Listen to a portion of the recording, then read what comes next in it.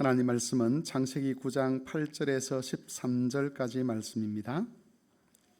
창세기 9장 8절에서 13절까지 말씀을 한 절씩 교독을 하겠습니다. 창세기 9장 8절에서 13절까지 말씀을 한 절씩 교독하겠습니다. 하나님이 노아와 그와 함께한 아들들에게 말씀하여 이르시되 너희와 함께한 모든 생물 곧 너희와 함께한 새와 가축과 땅의 모든 생물에게 세우리니 방주에서 나온 모든 것 곧 땅의 모든 짐승에게니라.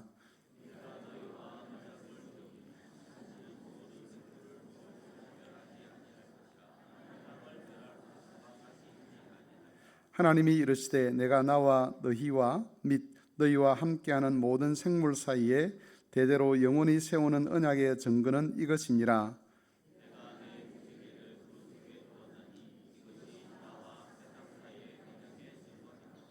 아멘. 너는 시냇가에 심은 나무라. 찬송하겠습니다.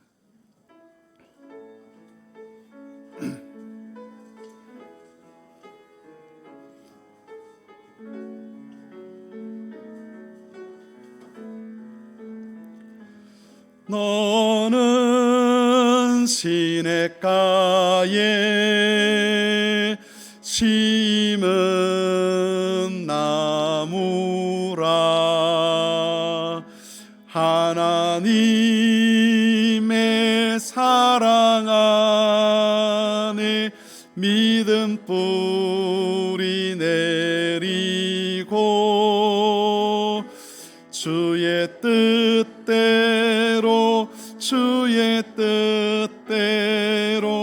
항상 살리라. 아멘. 오늘은 킹덤 스토리 제5가 하나님 나라 보존 언약에 관해서 살펴보겠습니다. 오늘 말씀은 노아 홍수 이전까지, 아담과 하와가 타락한 이후 노아 홍수 이전까지의 역사, 그리고 노아 홍수와 관련된 그런 하나님의 계시의 말씀을 살펴보는 것인데, 성경을 이렇게 창세기부터 쭉 지금 이렇게 공부를 해가고 있는데, 이 기회를 여러분들이 좀 놓치지 않았으면 좋겠습니다. 무슨 말씀이냐면, 지금 우리가 초등학교 아이들처럼 성경에 이런 내용이 있어라고 하는 그런 스토리를 살피는 것은 아니지요. 그 스토리를 알고 있다는, 그 이야기를 알고 있다는 전제하에서 그 사건들이 가지는 의미, 그리고 그 사건을 통해서 하나님이 우리에게 교훈하시고자 하는 바가 무엇인가를 중심되는 몇 가지 내용을 통해서 살펴보고 있습니다. 그래서 성경을 잘 모르시던 분들은 이번 기회에 창세기부터 좀 쭉 이렇게 매 시간 그 과목에 해당되는 내용들을 읽어 가시면 좋겠습니다. 우리가 다음 주 뒷면에 보시면 다음 주에는 창세기 11장을 우리가 공부를 하게 될 것인데, 창세기 11장 1절에서 9절 또는 창세기 11장 전체를 한번 읽어보시는 것도 참 좋을 것 같습니다. 그래서 미리 그 내용을 알고 오시면 주일 오후 예배 시간에 공부하는 이런 내용들이 왜 기록되었는지, 또 그 사건을 통해서 하나님이 우리에게 주시고자 하는 교훈이 무엇인가 하는 것을 우리가 좀 더 쉽게 접근을 할 수가 있겠습니다. 오늘 세 가지 내용을 살펴볼 것인데, 첫 번째는 아담과 노아까지의 역사를 보면서 사람의 죄가 다시 세상에 가득하게 된 것에 관해서 살펴보겠습니다. 하나님께서 아담과 하와에게 여자의 후손을 통해서 구원을 주시겠다라는 그런 언약의 말씀을 주셨습니다. 이 언약의 말씀 때문에 인류는 두 종류의 사람으로 나뉘어지게 됩니다. 한 종류는 하나님의 약속을 믿는 사람, 이런 사람들을 여자의 후손들이라고 그렇게 칭합니다. 그리고 한 종류는 하나님의 언약의 말씀을 믿지 않는 사람들, 이런 사람들을 가리켜서 뱀의 후손들이다라고 그렇게 칭할 수 있습니다. 하나님의 언약의 말씀이 사람을 두 종류로 나눈다는 것이죠. 지금도 마찬가지입니다. 하나님의 언약의 말씀 때문에 이 세상의 사람들은 두 종류로 나뉘어집니다. 한 종류의 사람은 하나님의 언약의 말씀을 믿는 사람, 한 종류의 사람은 하나님의 언약의 말씀을 믿지 않는 사람.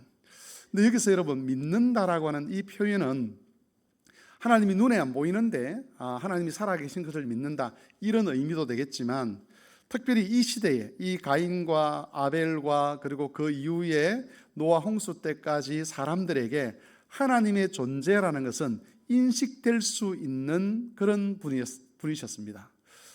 가인이 뱀의 후손이죠. 근데 그 가인이 하나님을 몰랐느냐 하면 하나님을 알았습니다. 그런데 그러면 그런 사람들에게 하나님의 언약을 믿는다는 것은 무슨 의미냐 하면, 하나님의 그 언약의 말씀에 의미를 두느냐 두지 않느냐는 겁니다. 하나님의 언약을 들었습니다. 내가 여자의 후손을 통해서 너희를 구원하고 너희에게 새로운 안식을 가져다 줄 것이라는 그 약속의 말씀을 들은 사람들이 그 약속의 말씀을 마음에 새기면서, 그렇지, 하나님께서 구원하실 때까지는 참 구원이 없는 거야, 그러니까 하나님의 구원을 기대하며 살아야지라고 하는 태도는 언약의 말씀을 믿는 겁니다. 그러면 언약의 말씀을 믿지 않는다는 건 뭐냐면, 하나님을 알고는 있습니다. 하나님의 음성을 듣기도 했습니다. 그런데 하나님께서 그렇게 말씀하셔도 저는 제 방식대로 살아가겠습니다. 하나님께서 언제 구원자를 보내실지, 어떤 구원자를 보내실지, 구원자를 보내시고 나서 우리를 어떻게 하실지 제가 알 바가 무엇이겠습니까? 저는 제 방식대로 살겠습니다라고 하는 그것이 언약의 말씀을 믿지 않는 겁니다. 그래서 여러분, 우리 시대에 언약의 말씀을 믿는다 믿지 않는다는 예배당에 나온다 나오지 않는다 그걸로 구별되는 것이 아니죠. 평소에 하나님의 말씀의 의미를 두고 그 말씀에 순종하며 살아가는 사람들을 가리켜 믿음의 사람이라 그럽니다. 반대로 하나님 말씀을 듣기는 들어도 그 말씀을 자기하고 상관없는 말씀, 그 말씀에 소망을 두거나 의미를 두지 않는 사람은 하나님의 약속의 말씀을 믿지 않는 사람입니다. 이렇게 언약의 말씀에 의해서 두 종류의 사람으로 나뉘어진다는 거죠. 그래서 이런 분류는 사실 참 우리를 부담스럽게 하는 분류입니다. 여기에 오후 예배 시간에는 그래도 설교를 들으시겠다 하시는 분들이 남아 계시지 않습니까? 근데 어떤 경우에는 예배당에 앉아 계시면서도 목사의 설교에 귀를 기울이지 않는 사람들이 있습니다. 그런 경우에 목사를 통해서 하나님께서 무슨 말씀을 해도 나하고는 별로 상관이 없는 거야 라고 생각하고, 나는 거기에 관심이 없어 라고 생각하는 것은 조금 죄송한 말씀이지만 하나님의 언약의 말씀을 믿지 않는 태도입니다. 이게 믿음이라는 것이 우리가 생각할 때 마음의 어떤 상태가 아니라 하나님을 향한 태도라는 것이죠. 하나님 말씀이 선포되는 자리에서도 귀를 기울이지 아니하고 관심을 갖지 아니하고 또 들었음에도 불구하고 그것과 상관없이 살아가려고 하는 이런 모든 태도를 가리켜서 성경은 불신이다, 믿음이 없다, 그렇게 이야기를 합니다. 태초에 아담과 하와에게 언약의 말씀을 주셨을 때에도 두 종류의 사람이 나타났습니다. 언약의 말씀을 믿는 사람과 믿지 않는 사람들. 언약의 말씀을 믿지 않는 사람들이 어떻게 살았는가 하는 것은 아담의 7대 손인 라멕의 칼의 노래를 통해서 알 수 있습니다. 이 라멕의 칼의 노래가 창세기 4장 23절 24절에 기록되어 있는데 지금 그걸 읽지는 않겠습니다. 이 칼의 노래의 핵심은 강포함입니다. 앞에서 오전 예배 시간에 제가 언약과 그 온유함과 반대되는 것에 대한 이야기를 했는데, 강포한 것, 힘을 가지고 남을 제압하려고 하는 것, 자기 마음대로 안 되면 힘을 통해서 그 사람을 제압하고 자기가 원하는 것을 가져오려고 하거나 자기가 원하는 것을 세우려고 하는 이런 태도를 가리켜서 강포함이라고 이야기를 하는데, 언약 밖에 있던 사람들의 일반적인 삶의 원리가 강포함이었습니다.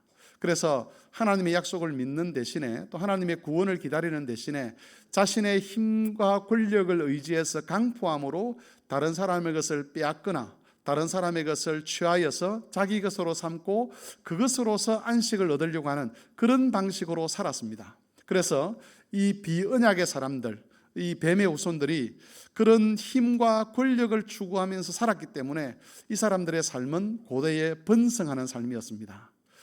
우리는 하나님의 언약 밖에 있는 사람들의 삶이 늘 고달플 것이고 실패할 것이고 이렇게 생각하는데, 하나님의 말씀을 염두에 두지 않기 때문에 얼마든지 폭력적일 수 있고 얼마든지 거짓을 행할 수 있고 사기를 칠 수가 있고 이렇게 되지 않겠습니까?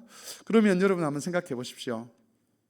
얼마든지 폭력을 행할 수 있고 얼마든지 거짓말을 행하고 얼마든지 사기를 칠 수 있는 그런 사람하고 하나님 앞에서 온유함을 간직하려고 하고 정직하게 이야기를 하려고 하고 바르게 하려고 하는 사람 중에서 어떤 사람이 세상에서 성공하기가 더 쉽겠습니까? 거짓을 행하고 불의를 행하고 하나님을 염두에 두지 않는 사람들이 훨씬 더 세상에서 성공할 확률이 더 높은 거죠. 아담과 하와 이후에 노아 홍수 때까지 세상은 그런 세상이었습니다. 악을 행하는 사람이 성공할 수 있는 세상, 불의를 행하는 사람이 성공할 수 있는 그런 세상 속에서 이 가인의 후손들, 이 뱀의 후손들은 세상에서 번영하고 성공하는 그런 삶을 살았다는 것이지요. 그러면 언약의 사람들은 어땠는가? 언약의 사람들은 이중적인 고통을 겪고 있었습니다. 하나는 모든 사람들이 당하는 죄로 말미암는 고통입니다. 아프고 병들고 힘든 그런 죄 때문에 모든 사람들이 당하는 그런 고통도 이 언약의 자손들이 당해야 됐었고, 뿐만 아니라 이 불의한 자들, 뱀의 후손들이 만들어내는 불의함과 악한 구조 때문에도 힘이 들었습니다. 제가 유치부 아이들, 초등부 아이들에게 이걸 설명할 때 그런 이야기를 했죠. 설명을 했었는데 모든 사람들이 다 거짓말을 하고 모든 사람들이 불의를 행하는데 나만 정직하게 하면 어떤 일이 생길까라고 물어보면 아이들이 다 그렇게 이야기합니다. 그러면 그 사람만 고생을 해요, 이런 말을 하죠. 그렇지 않겠습니까? 그렇죠? 다 거짓말을 하고 다 불의를 행하는 시대에 정직하게 행하겠다고 결심을 하면 그 사람만 힘들어지는데, 언약의 자손들은 바로 그런 고통을 겪고 있었습니다. 이중적인 고통이죠. 죄 때문에 겪는 고통, 세상이 죄로 말미암아 타락했기 때문에 겪는 고통, 뿐만 아니라 불의한 사람들이 만들어내는 그 불의함의 열매들, 그리고 불의함의 구조 속에서 오는 그 고통을 이중적으로 당했습니다. 그런 고통 속에서도 언약의 사람들은 어떤 삶을 살았는가? 성경에 보면 뭐라고 되어 있느냐 하면 죄 때문에 저주받은 땅에서 수고롭게 일했다, 그렇게 되어 있습니다. 언젠가는 하나님께서 여자의 후손을 보내셔서 우리를 구원하실 것이야. 그때까지 우리가 참고 기다리면서 하나님의 뜻을 따라 순종해야 돼라고 하는 그런 삶을 살았다는 것이죠. 여러분, 지금으로부터 어쩌면 수천 년 전에, 어쩌면 수만 년 전에 우리 언약의 조상들은 그런 방식으로 살았습니다. 죄가 주는 고통, 또 불의한 세상으로 말미암아 당하는 그런 고통이 있음에도 불구하고 거기에 굴하지 아니하고 하나님의 구원 약속을 기다리면서, 구원자를 기다리면서 고통을 묵묵히 감수하는 그런 삶을 살아가는 것이죠. 그게 바로 언약 자손의 삶이었다고 창세기 전반부에서는 우리에게 가르쳐 주고 있습니다. 두 번째로 우리가 살펴볼 것은 이 뱀의 후손들이 세상에서 번영하고 생육하고 번성한 그 결과로 인해서 세상에 죄가 가득하게 되고 그것 때문에 하나님의 심판이 임하게 되었다는 겁니다. 이번에 있는 내용을 제가 한번 읽어보겠습니다. 하나님은 세상에 죄가 가득해지고 사람의 마음에 계획하는 바가 어려서부터 항상 악한 것을 보시고 땅 위에 사람 지으셨음을 한탄하시며 땅을 심판하기로 하셨습니다. 이건 홍수에 대한 그런 말씀이죠, 그죠? 하나님께서 이 세상을 물로 심판하기로 하셨습니다. 그런데 이 심판은 두 가지 의미를 지니고 있었습니다. 하나는 악한 사람들에 대한 심판의 의미가 있었습니다. 또 하나는 언약의 후손들을 구원하시는 일이기도 했습니다. 그는 홍수를 통해서, 노아 홍수를 통해서 하나님은 두 가지를 하시는 거죠. 하나는 악한 자들을 심판하는 것, 하나는 하나님의 믿음의 사람들을 구원하는 일이 한 사건을 통해서 동시에 일어나는 겁니다. 여러분, 예수님께서 십자가에서 우리를 구원하시지 않습니까? 그런데 이건 우리를 구원한 사건임과 동시에 모든 죄에 대한 하나님의 심판이기도 했습니다. 그래서 구원과 심판이라는 것이 따로 있는 것이 아니라 하나의 사건이 어떤 사람에게는 심판이 되고 어떤 사람에게는 구원이 되는 겁니다. 여러분, 예수님이 다시 오시는 일, 우리에게는 구원이 되겠죠. 그런데 그것이 어떤 사람에게는 심판이 되는 겁니다. 하나님이 행하시는 일이 구원이 될지 심판이 될지는 그 사람이 은혜 받은 사람인지 아닌지에 의해서 결정이 된다는 것을 성경은 우리에게 가르쳐 주고 있습니다. 그런데 이것보다 더 중요한 것이 하나 있습니다. 그것은 홍수 심판을 재창조로 성경이 우리에게 가르쳐 주고 있다는 겁니다. 베드로후서 말씀에 보면 베드로 사도가 이 홍수를 기점으로 홍수 이전의 세상을 옛 세상이다 그렇게 이야기를 하고, 홍수 이후의 세상을 새 세상이다 그렇게 이야기합니다. 우리식으로 좀 표현하면 홍수 이후는 옛 하늘과 옛 땅입니다. 홍수 이후는 새 하늘과 새 땅입니다. 그러니까 홍수를 통해서 세상이 다시 재창조가 되었다는 것이죠. 그죠? 실제로 홍수에 대한 그런 기록들을 보면 창세기 1장 1절에서 2장 3절에 있는 내용들이 많이 나타납니다. 물이 등장을 하고 또 수면 위에 바람이 운행을 한다고 하는데, 그 바람은 성령 하나님을 이야기하죠. 그리고 땅과 물이 분리되는 이런 과정들을 통해서 이 지금 노아 홍수라고 하는 이 사건이 단순히 그냥 홍수로 세상을 심판했다 그게 아니라 세상을 하나님께서 새롭게 만들어 가신다는 그런 의미로 우리에게 이 홍수 사건을 계시한다는 것을 알 수가 있습니다. 세상을 새롭게 만들어 가신다는 것은 결국 하나님께서 처음 세상을 창조하시면서 가지고 계셨던 그 뜻을 포기하지 아니하시고 끝까지 그것을 이루어 가고자 하신다는 것을 의미합니다.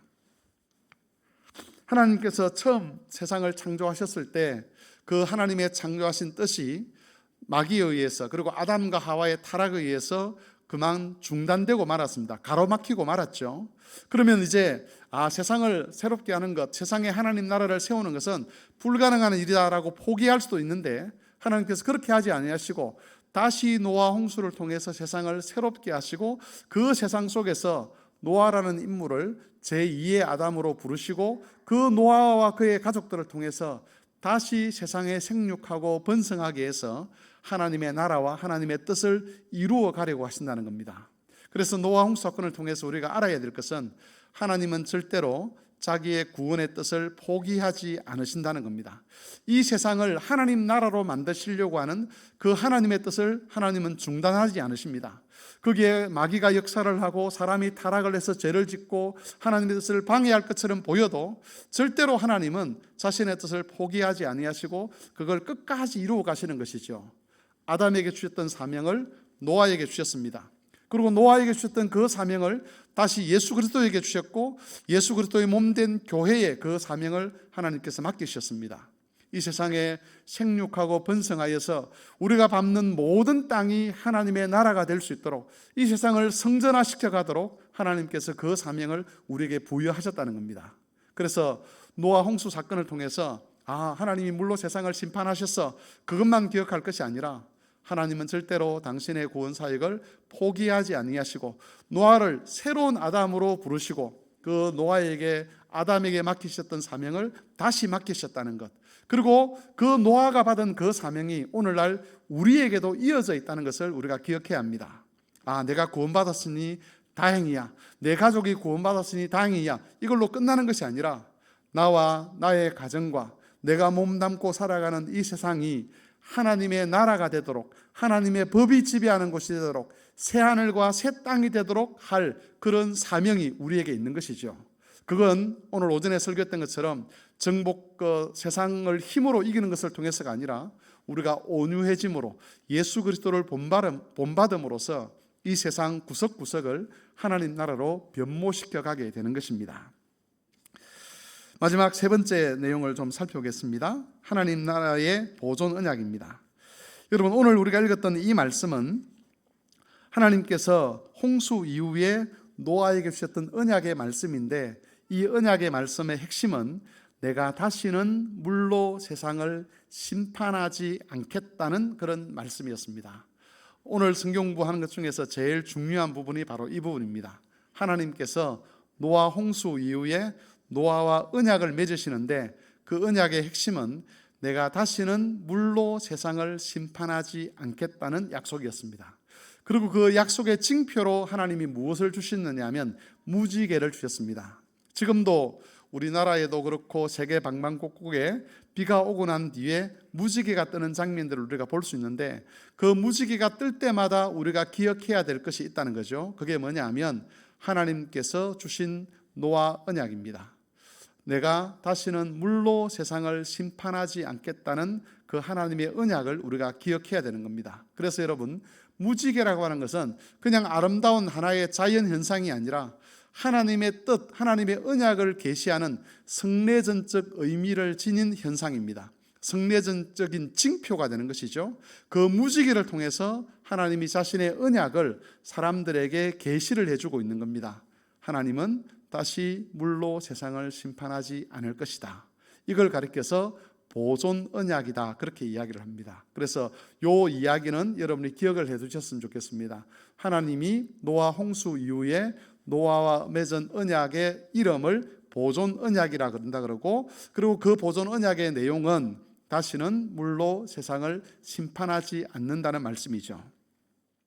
여러분, 왜 이 보존 언약이 필요한가를 우리가 좀 살펴볼 필요가 있습니다. 8장 21절을 보시면 하나님께서 왜 다시는 세상을 물로 심판하지 않겠다라고 하셨는가가 기록되어 있습니다. 제가 한번 읽어보겠습니다.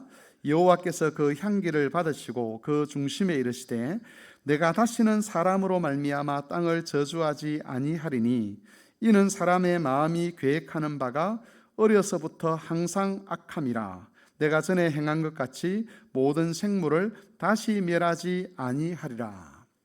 하나님께서 내가 다시는 세상을 물로 심판하지 않을 것이다. 그 이유가 뭔지 아느냐라고 말씀하시는데 그 이유가 좀 특별합니다. 하나님은 이렇게 말씀하십니다. 사람의 마음이 계획하는 바가 어려서부터 항상 악함이라. 우리 저기 청년들이 있는데 청년들에게 한번 물어보겠습니다.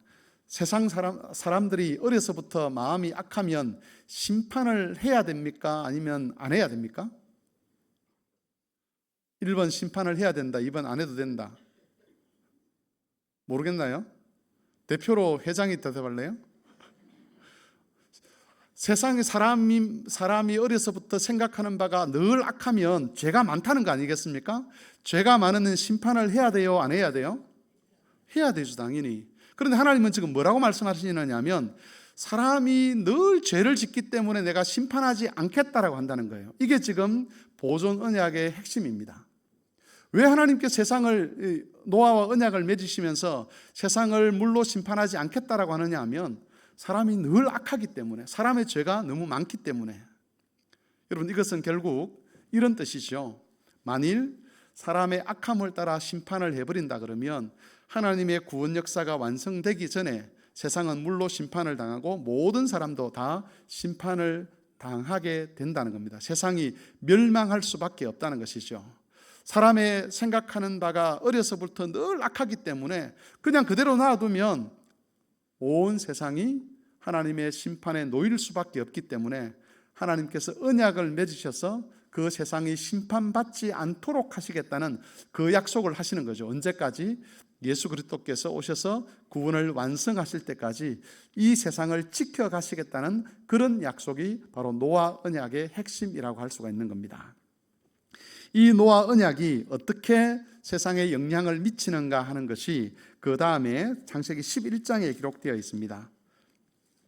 여러분, 11장에 어떤 사건이 있는지 아시죠? 오늘 우리가 읽지는 않았지만 다음 주에 우리가 살펴볼 말씀이긴 하지만 11장에 보면 바벨탑 사건이 등장합니다. 바벨탑 사건이 뭔지 알죠? 사람들이 하늘 꼭대기까지 대를 쌓고 우리가 흩어짐을 면하자라고 이야기를 하는데 학자들은 이 바벨탑이라고 이야기하지 아니하고 이 신전이라고 그렇게 이야기를 합니다. 그림에 보면 아주 높은 이렇게 탑처럼 언덕을 쌓고 거기에 올라가는 길을 만드는데 그걸 일종의 피라미드 같은 신전이죠. 그 신전을 쌓아서 우리가 우리 이름을 내자 그렇게 이야기를 하는데 이것은 하나님의 뜻을 거절하고 우리가 신이 되어서 아담이 했던 것처럼 우리가 신이 되어서 우리가 이 세상의 주권자로서 그렇게 살자라고 하는 그런 의도라고 할 수가 있는 겁니다. 이런 그 주장들, 이런 방식은 죄가 세상에 가득 찼을 때 나타나는 일입니다.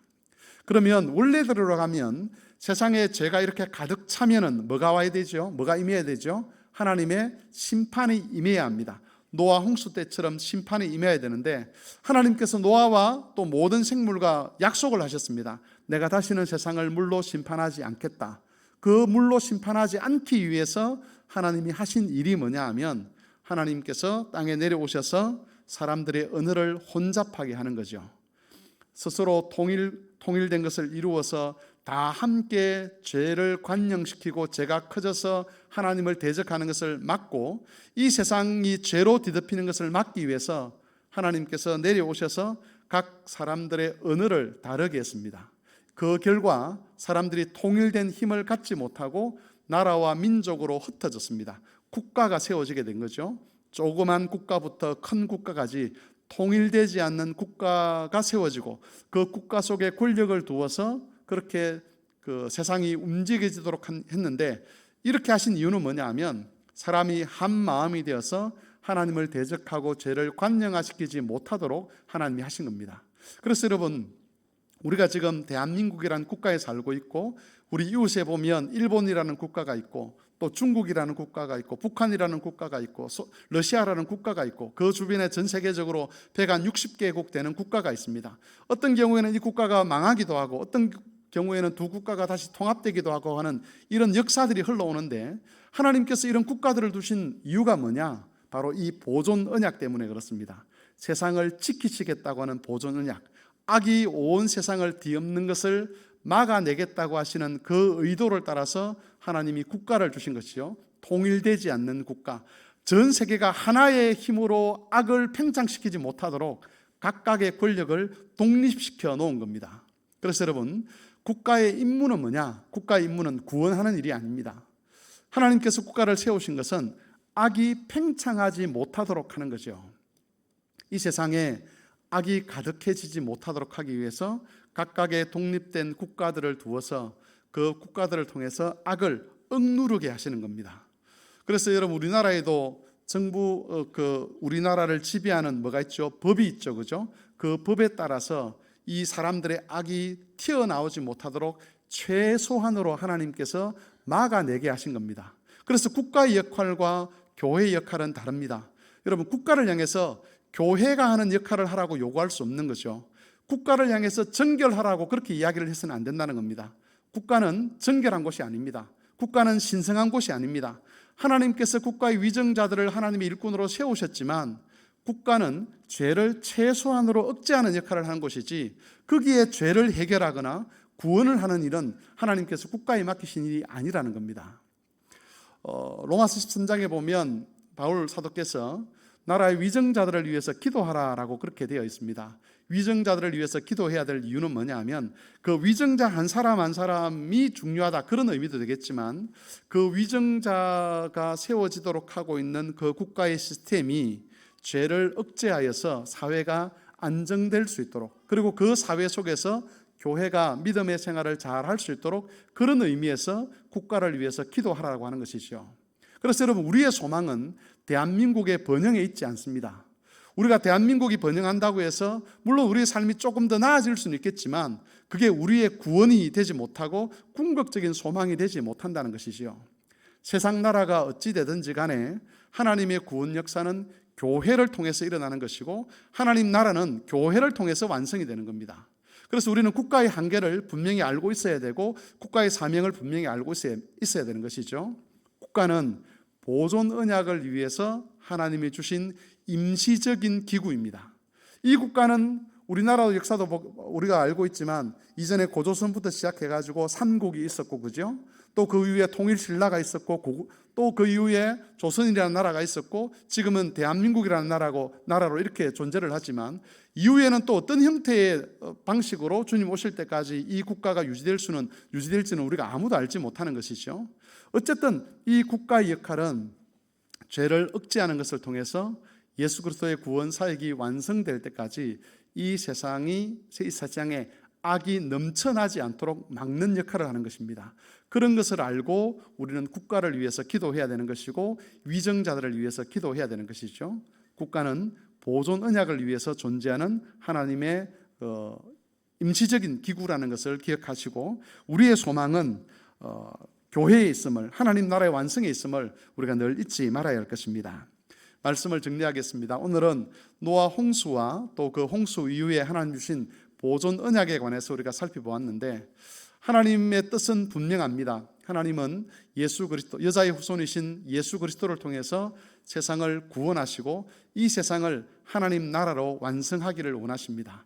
하나님은 절대 그 뜻을 포기하지 않으십니다. 어떤 악한 군세가 있다 할지라도, 어떤 저항이 있다 할지라도 결국은 하나님은 자기 뜻을 이루고야 마실 것입니다. 그리고 그 하나님의 뜻을 이루시기 위하여 우리를 하나님 몸된 교회로 부르시고 우리에게 그 사명을 부여하셨습니다. 그렇다면 우리의 삶이 이제부터는 우리의 어떤 이익이나 우리의 욕망을 챙기는, 우리 가족의 어떤 이익과 우리 가족의 어떤 그런 그 유익만 챙기는 그런 삶이 아니라 이 크신 하나님의 비전을 우리 마음에 새기고 나의 삶뿐만 아니라 우리 자녀들의 삶조차도 바로 이 하나님의 비전에 맞추어가는 그런 삶이 될 수 있도록 기도하고 지도하고 가르쳐야 될 것입니다. 그런 하나님의 뜻에 맞추어 갈 때 우리 삶은 의미가 있는 것이고, 예수께서 재림하셨을 때에 우리가 그리스도로부터 덧입는 그 영광에 합당한 열매를 맺게 될 것입니다. 여기에 합당한 삶을 살아가는 그런 교우들이 되실 수 있기를 바랍니다. 창세기 찬송가 322장을 함께 찬송하겠습니다.